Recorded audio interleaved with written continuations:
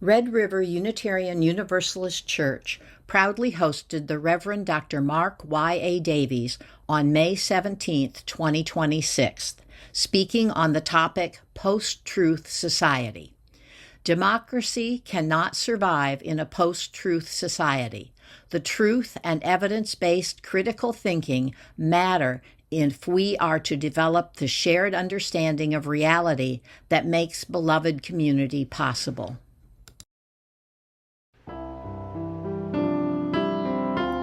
Welcome from Red River Unitarian Universalist. Thank you for joining us. The religion we practice in this church is centered in the here and now, rather than the hereafter.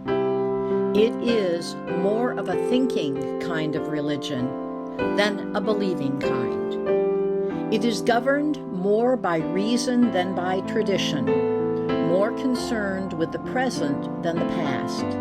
It is concerned with getting the most out of life, with living wisely and well. A major aim for us is continually expanding our understanding of life and ourselves. This church is a community of people who share in the free and open search for a level of understanding that will enable us to be more fully and effectively alive. The church does not tell us what we must believe. It stimulates us to think. It supports us in our search. You are welcome to join us. Our centering value is love, with transformation, generosity, equity, interdependence, justice, and pluralism.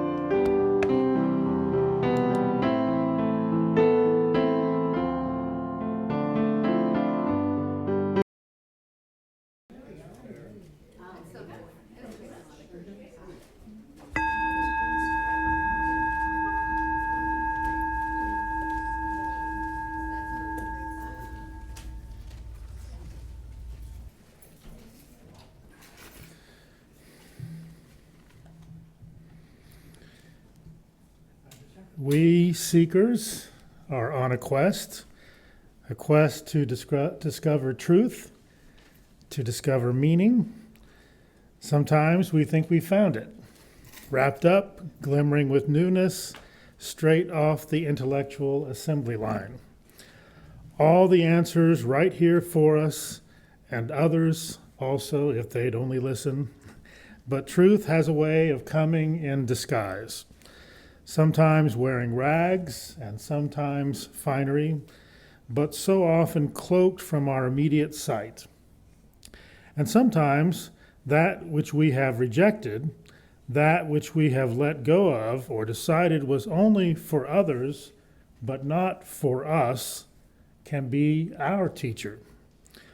Let our time be an acknowledgement of the never-ending journey toward truth and meaning, and our appreciation of those we learn from along the way. This time we have an opportunity to light our candles of community. You can light a candle for joy or concern, to remember someone, or simply to bring more light into our space.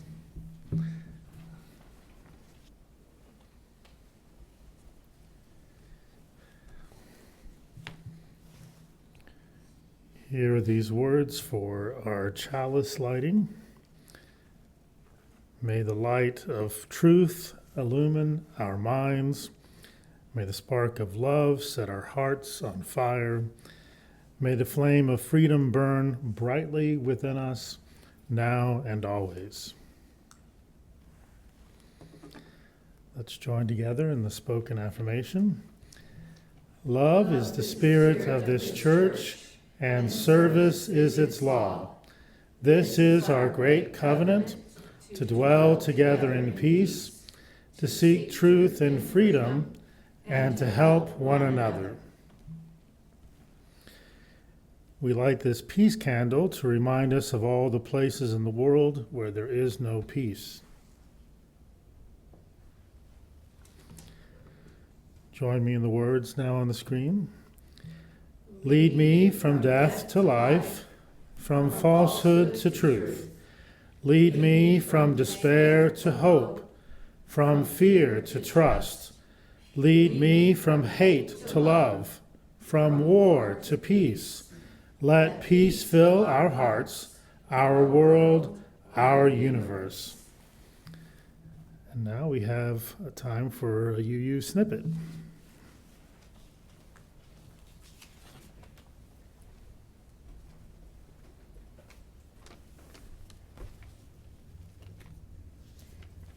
Today's UU snippet is about the bylaws. This morning, we want to talk briefly about something incredibly important to our community, our bylaws. Now, bylaws might sound a bit dry, but they are actually the heartbeat of how Red River UU operates. They handle everything from our mission statement and membership rules to how our Board of Trustees functions, and how meetings are run, and even how we work with our minister when we finally hire one. Think of them as a living, breathing document, one that we update and vote on together as a congregation whenever our needs change.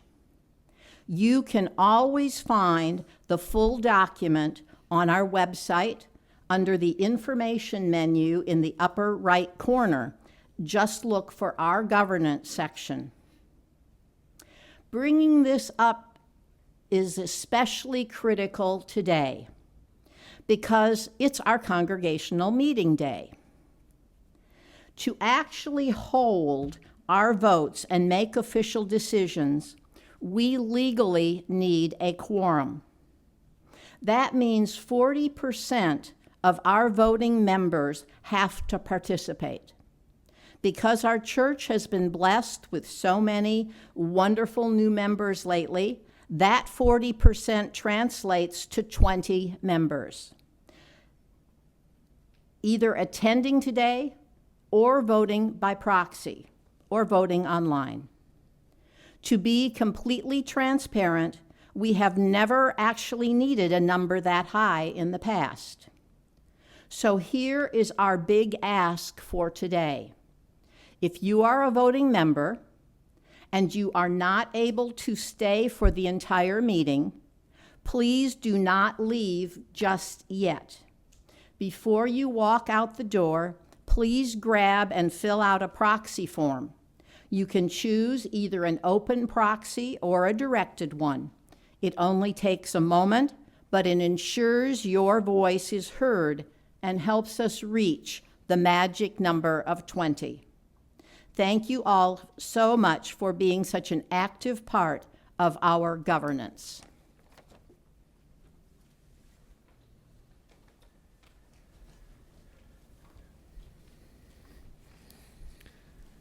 A very high percentage of you were counting how many people were in the room as she was talking. Our opening thought this morning comes from Hannah Arendt, from her work, The Origins of Totalitarianism. She writes, "Before mass leaders seize the power to fit reality to their lives, their propaganda is marked by its extreme contempt for facts as such. For in their opinion, fact depends entirely on the power of man who can fabricate it."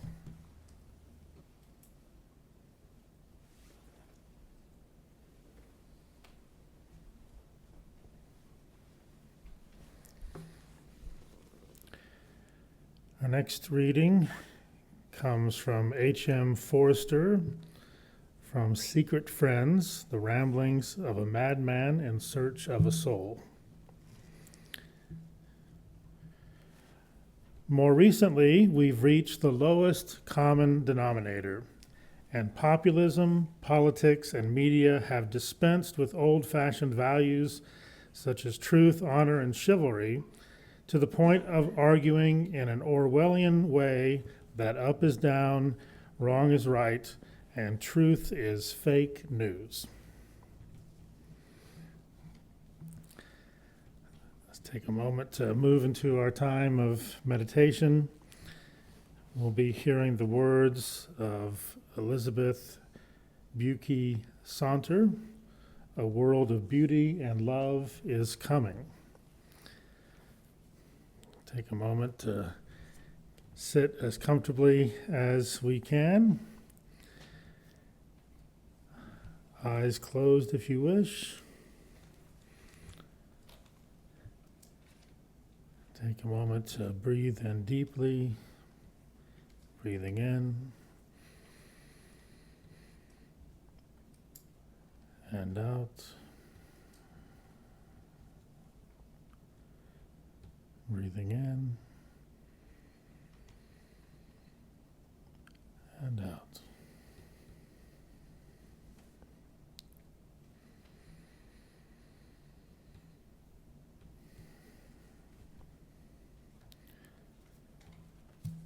Spirit of life, love which holds us, we gather in reverence and thanks.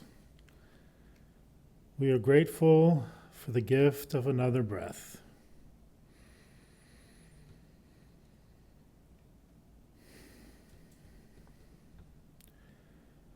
We are grateful for each moment of connection, beauty, and truth.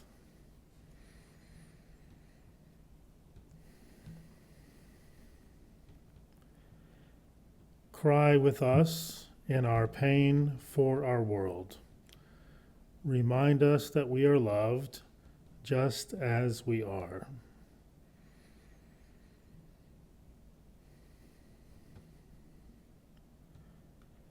Remind us that we are connected with all that is.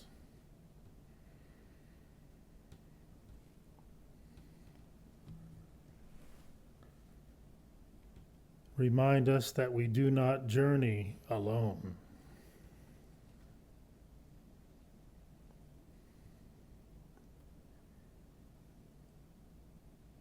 Give us what we need for today. Call us back to our promises, commitments, and values.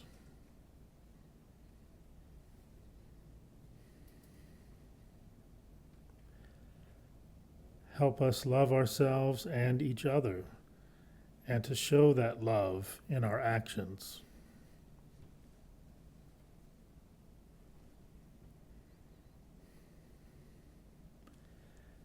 Make us instruments of justice, equity, and compassion.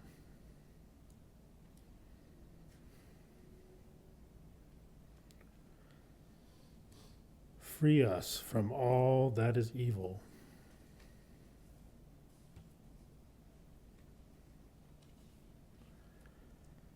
We declare that life and love are stronger than tyranny and fear, that a world of beauty and love is coming, and we must shape it together. May it be so.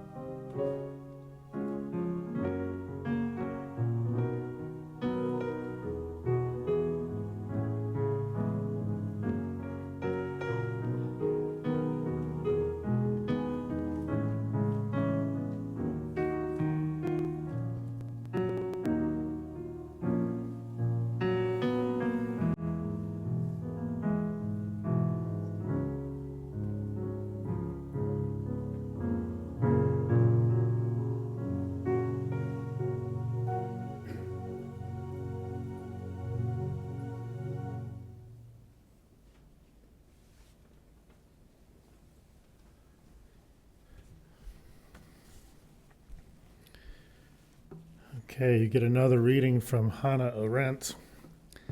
Can't get enough readings from Hannah Arendt.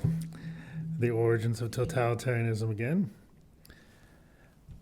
A mixture of gullibility and cynicism had been an outstanding characteristic of mob mentality before it became an everyday phenomenon of masses. In an ever-changing, incomprehensible world, the masses had reached the point where they would, at the same time, believe everything and nothing, think that everything was possible and that nothing was true. The mixture in itself was remarkable enough because it spelled the end of the illusion that gullibility was a weakness of unsuspecting primitive souls and cynicism the vice of superior and refined minds. Mass propaganda discovered that its audience was ready at all times to believe the worst, no matter how absurd, and did not particularly object to being deceived because it held every statement to be a lie anyhow. The totalitarian mass leaders based their propaganda on the correct psychological assumption that under such conditions, one could make people believe the most fantastic statements one day and trust that if the next day they were given irrefutable proof of their falsehood, they would take refuge in cynicism instead of deserting the leaders who had lied to them. They would protest that they had known all along that the statement was a lie and would admire the leaders for their superior tactical cleverness.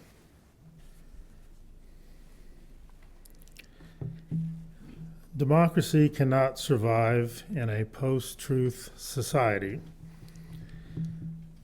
The truth and evidence-based critical thinking matter if we are to develop the shared understanding of reality that is required for beloved community to be possible. Autocrats know this. Autocrats know that democracy cannot survive in a context where there is no shared truth, no shared value for the truth, which is why they flood our society with lies and propaganda. Their attacks on the truth have been so thorough and successful that we are now experiencing a kind of post-truth insanity, kind of a post-truth neurosis that has tragically infected our entire society and is not limited wholly to one side of the political spectrum. For example, on more than one occasion, I have seen quotes attributed to the wrong author in posts on social media. It's a minor example, but the examples get larger as we go along here. And when I cite the actual author, tell the person who posted this quote that they've attributed to someone they admire to make the quote seem more powerful and more influential than it would be otherwise. When I cite the actual author, many people respond that it doesn't matter who said it, as long as they agree with it. But the truth, they did this with Pope Leo over and over and over again. So many fake Pope Leo quotes, and sometimes they take a quote that someone who is not as well known said, and they put it in the mouths of someone who is more well known. But the truth matters, including truth about who did or who did not write or say something. This post-truth mentality across the whole political spectrum can also be seen in how people interact with satire. I can appreciate satire, and at times I have shared satire, and I almost always, in this day and age, put a note. This is satire, because I can't count on everyone realizing that it's satire. So I make sure that people know, put a little satire alert at the bottom of it. But a lot of times people share something that is satire, that they know is satire, and they share it as if it were true. They put it out there as if it were true. And sometimes they don't know it's satire, and they put it out there as if it were true. But when they know it's satire, if we know it's satire and we share it as if it were true, we're actually perpetuating a lie. And we are part of the problem of why our community is so broken and divided. I've heard the opinion expressed that in the fight against fascism, it is appropriate to use any means necessary, including the use of lies and misinformation, as long as it is damaging to the fascists. Now, I am more than willing to admit that there are times when it is fitting to lie in the resistance to fascism. Everybody's looking at the ethics professor saying, he's saying it's okay. There are times, if the Nazis come to your door and ask you if you're hiding a Jewish family in your house, then you should lie. And not only should we should lie as well and as convincingly as we possibly can lie. However, if we totally give up on truth in the fight against fascism, we are actually contributing to the post-truth hellscape upon which fascism has always and will always thrive. Fascism thrives on the big lie. Fascism thrives on a post-truth society. Lies spread much faster than the truth. But I refuse to give up on the truth because the lies and half-truths of propaganda erode trust and are pernicious for all humanity. We will either have to learn how to recognize and value the truth, or we will perish in a post-truth society. Every time that people share fake quotes or fake photos on social media, we are contributing to the post-truth society that the fascists and their propagandists are attempting to create. Flooding social media with, quote, I will post anything that I think hurts my political foe type posts without any evidence of the post's veracity actually helps the fascists more than it hurts them. They need to perpetuate a post-truth society to remain in power.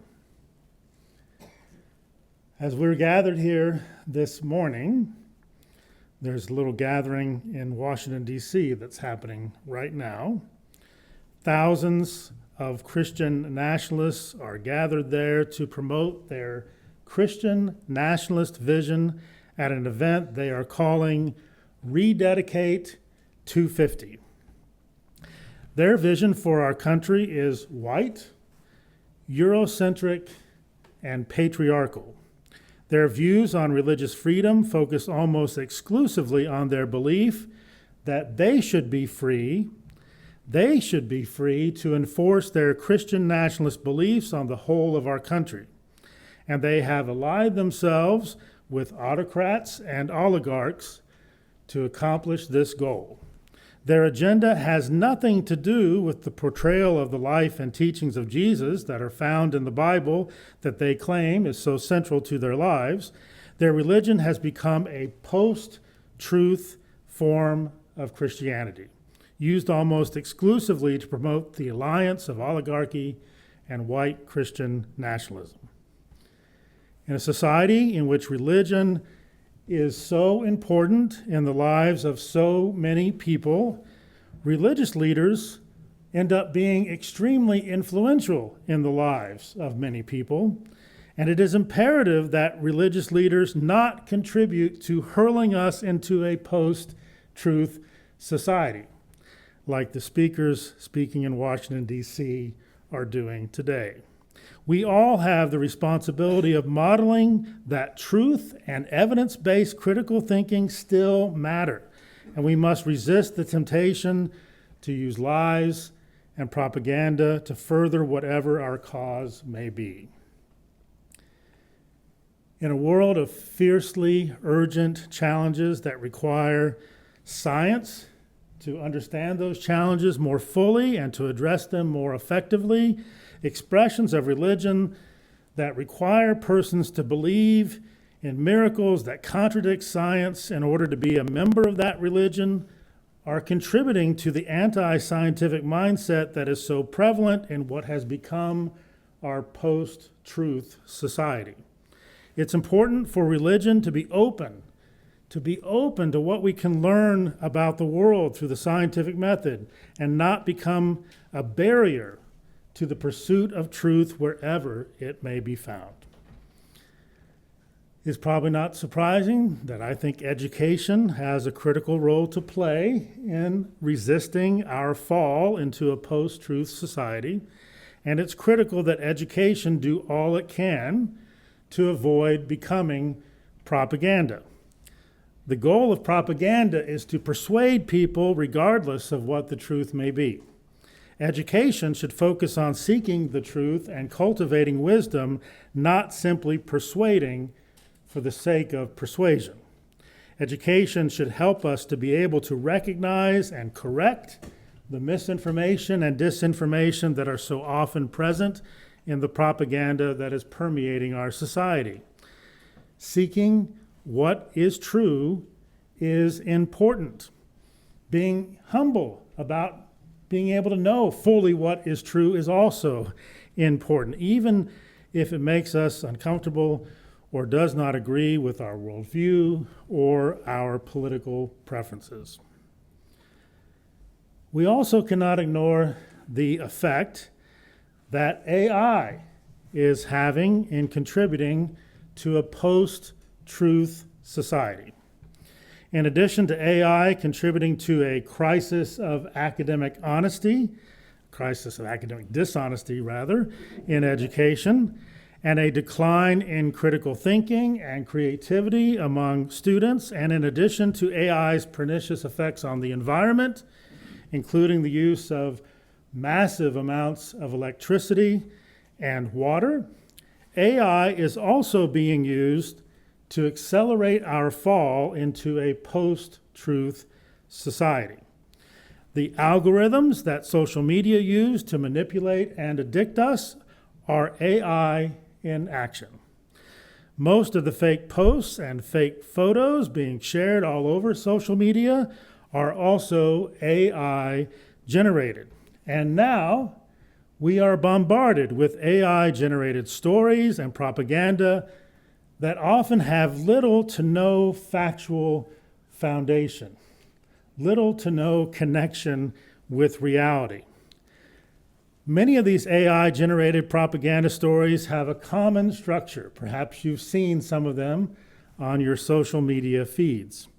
First, a political figure is portrayed as saying something nasty about another political figure or celebrity.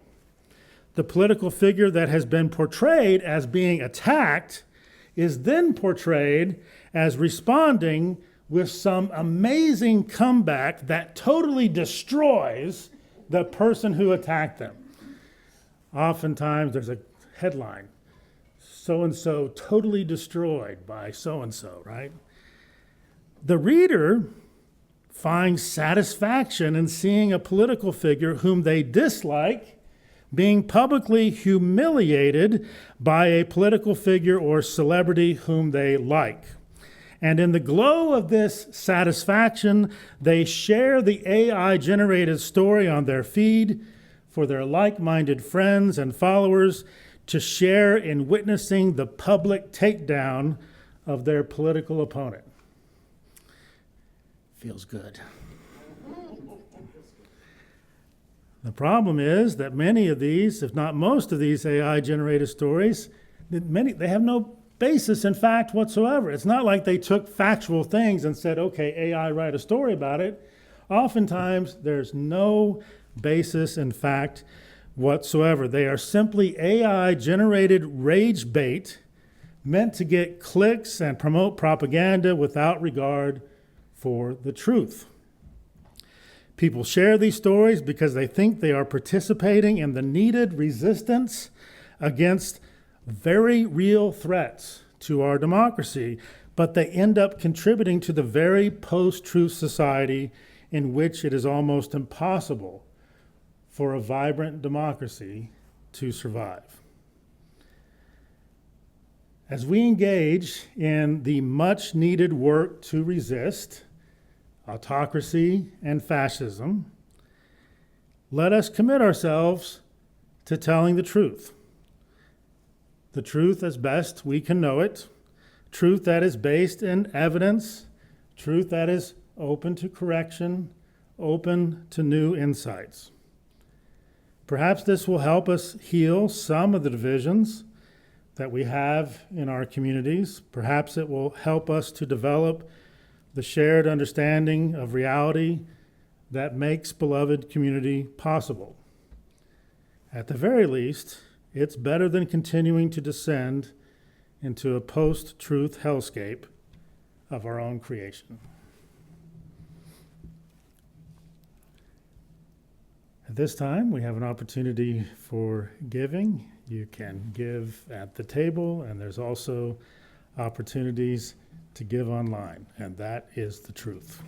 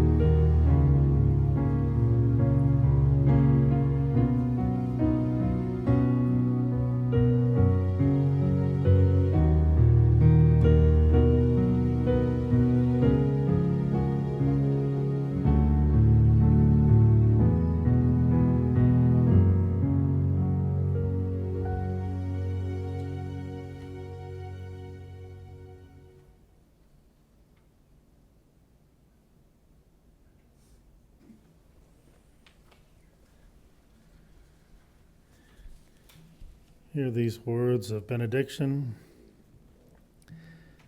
Take this as an invitation to imagine how wide this world can be, to face the closing doors before us, and move toward the opening windows in our lives. Take this as an invitation to remember a critical truth, that none of us have it all figured out, that we help one another grow and change. Take this as an invitation to cross thresholds of challenge, not on our own, not for ourselves alone, but side by side, spirits rising and expanding together. Let us go now to share our gifts and truths with each other and this world. Let's join together in extinguishing the chalices. We extinguish these flames, but not the light of truth, the warmth of community, or the fire of commitment. These we carry in our hearts until we are together again.